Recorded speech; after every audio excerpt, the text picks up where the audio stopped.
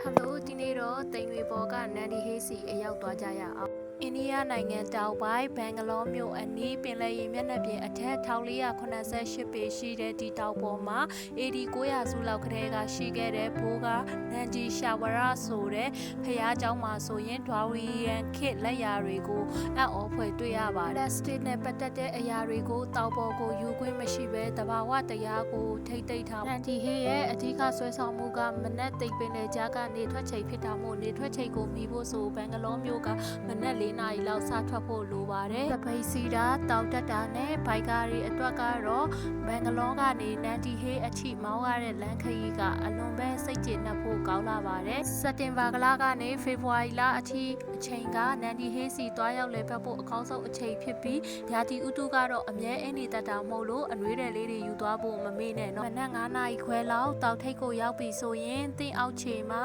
တိမ်တိုက်တွေကပင်လယ်ပြင်ကြီးလိုလှိုင်းထားနေတာကိုတွေ့ရမှာပါဒီတောင်ကတဘာဝအလှတင်မကပဲသမိုင်းကြောင်းအရာလဲကျွယ်ဝပါတယ်ရှေးရခင်တစ်ပူဆူဒန်မင်းကြီးလက်ထက်က